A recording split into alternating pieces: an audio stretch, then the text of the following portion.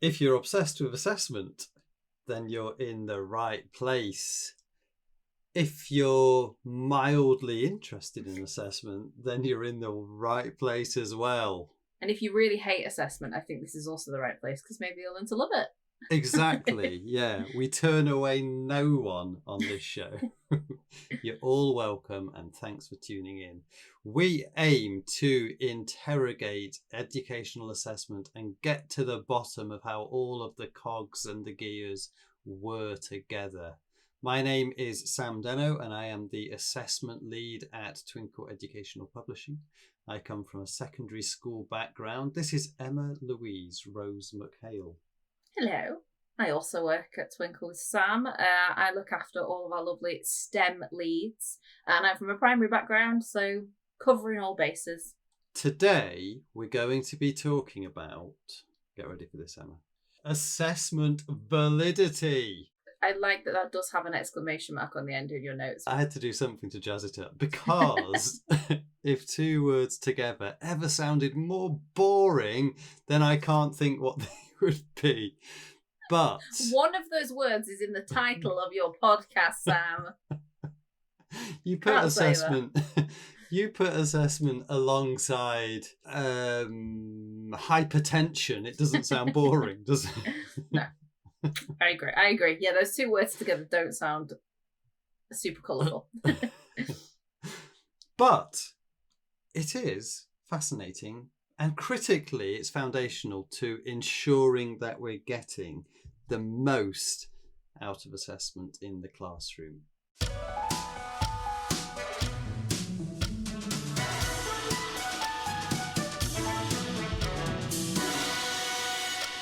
Do you remember mentioning the Carter Review before, Emma?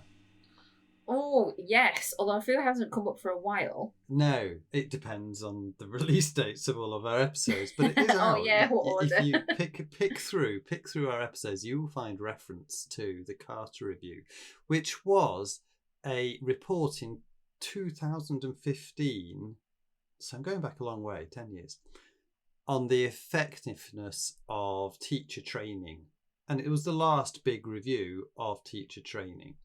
In that review, it was concluded that initial teacher training should introduce new teachers to important concepts in assessment, such as validity. Yeah, I do remember us having this conversation where we said, actually, I feel like assessment in teacher training is very much the, and then you assess them. You know, you do the stuff and then you assess them, that sort of thing. The Education Endowment Foundation has, over the course of the last 5 years, produced a couple of standards that initial teacher training providers should be including in their programs. And that's known as the Initial Teacher Training and Early Career Framework. Is that they have to include them as part of running an accredited course, or is that just a recommendation doing it? We don't know entirely. I think it is meant to be an expectation, okay. And yet it is reported that less than 50% of all teacher training providers. Oh, I'm glad I asked the question. We're actually adhering to it. I can't remember when the last framework was written. There's a new one there was a new one in 2024. The one before that, it was reported that less than 50% of courses were adhering to it. So it's not taken wholly at face value, it would be fair to say. Also, it doesn't actually mention the word validity, but it does refer to validity, which we'll come on to what that means in a moment. It refers to it in these statements. So the framework says, before using any assessment, teachers should be clear about the decision it will be used to support and be able to justify its use. So it is about that assessment for a reason, and teachers needing to know that reason. I like the clear about the decision it will be used to support. So we're assessing it, and then after this assessment, we're going to use that to form this plan. Yeah. And then one more statement from the initial teacher training and early career framework, planning formative assessment tasks linked to lesson objectives and thinking ahead about what would indicate understanding. So there are some little clues about what validity is, but let's get on to the actual definition, or an actual definition.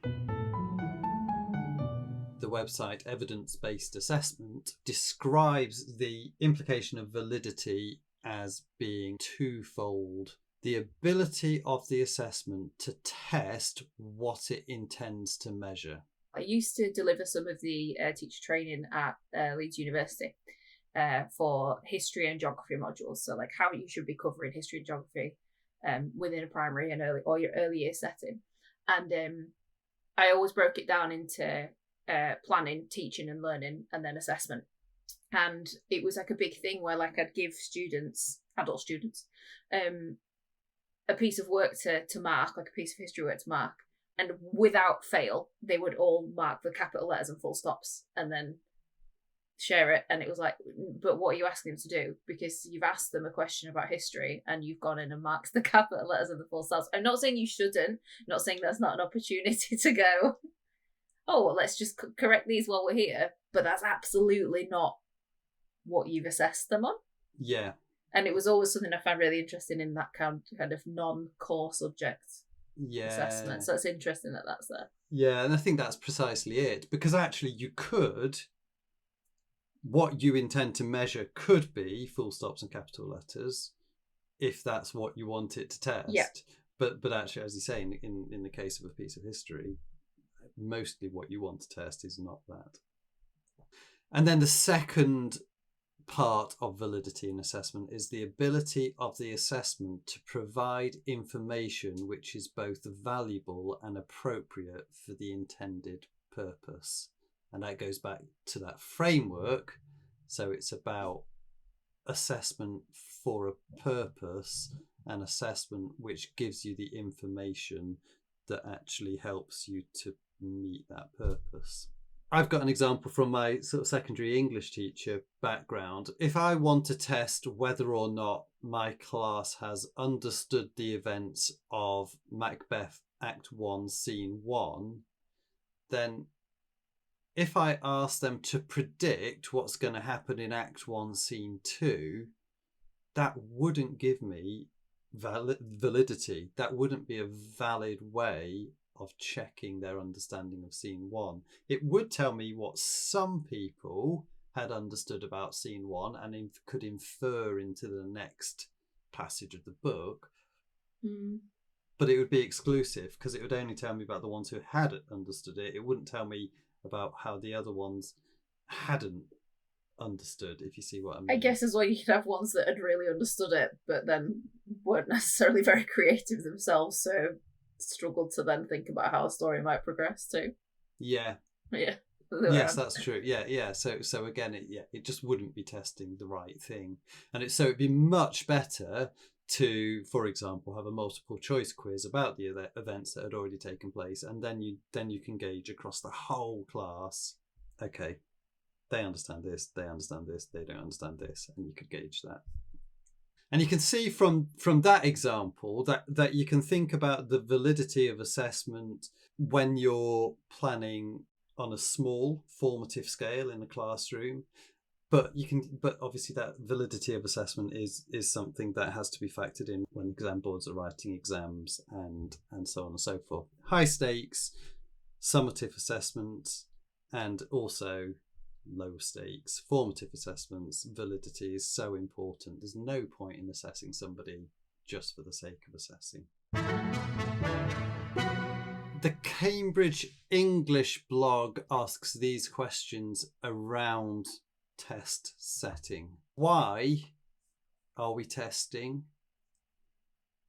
Who are we testing? How are we testing? How are we scoring? And how will the test help learners? And those are like 5 really important questions at any level, whether you're doing that at a formative level or whether you're doing that at a summative level. you need to be asking yourself those questions in order to ensure that the test that you're doing is valid, that there's a reason for doing it, and that it has application. Those are interesting. I think those first two, why am I testing? Most teachers would go, well, because I want to know what they found out. I want to know that they know it. Okay. And who am I testing? I'm assuming that, is it the cohort or is it your teaching, I guess, as well, because, who's been judged on it. Those last three, I think they almost, in order, become less important sometimes when you're planning an assessment. They shouldn't do, but I think they do. So, like, how am I actually doing this test? I think most people go, oh, well, I'm giving it an assessment. Yeah. It's either a tick box or like you say, a longer word answer. But there's lots of other options. Yeah. In my opinion. The funny thing is, like, as I read that list out, I think, obviously, that's just so, like, it's so intuitive, isn't it? But how am I scoring? Like, what actually is a good score? Because if you've made up an assessment for your class, you've got no idea of what success looks like necessarily. Yeah. And you need to know what you're expecting. Yeah, what you're expecting, and then, like, is there a meaning to that scoring? All right, I've got a score out of 10, but does that have meaning? And if it doesn't have meaning, like, what's the point in it? And I think that is a really sort of valuable thing again about assessment. Let's not test pupils if there is no point to testing pupils. Let's not give them an assessment if there's nothing to follow up with it. Well, that's the fifth point, is the last thing, isn't it? Like, how will it help them? If it doesn't, then what's the point?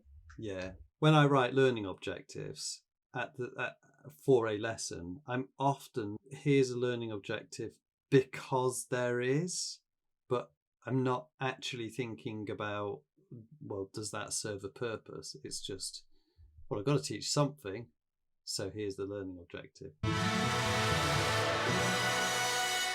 Here's an idea. You can use backward design in your lesson planning. Start with the end goal. What do you want your students to learn? That's your starting point. And there, from that, what assessment evidence do you need to see as an outcome to evidence that end goal?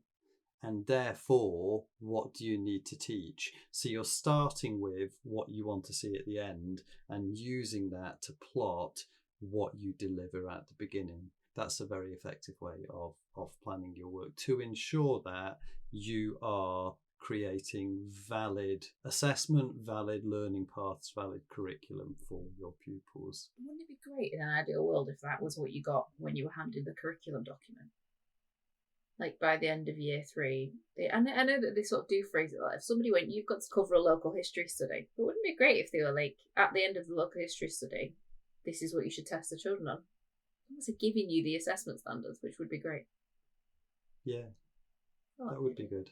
Was that really boring? I think it probably wasn't too bad, was it? Do you know what I enjoyed talking about, actually? I think you've raised points that people could think about, like, actually, did I give them that mental maths quiz for any reason, or was I just ticking a box because that's what I do every year? Please do get in touch with any ideas that you have. We'd love to hear your thoughts, and if you've got ways to improve the ideas that we've just expressed there, that'd be really, really fascinating. You can contact us at assessment@twinkle.co.uk. You can find me on Blue Sky under the name Sam Deno. Like, subscribe, do all those things that you do to podcasts, and we'll see you again. Bye for now. Bye.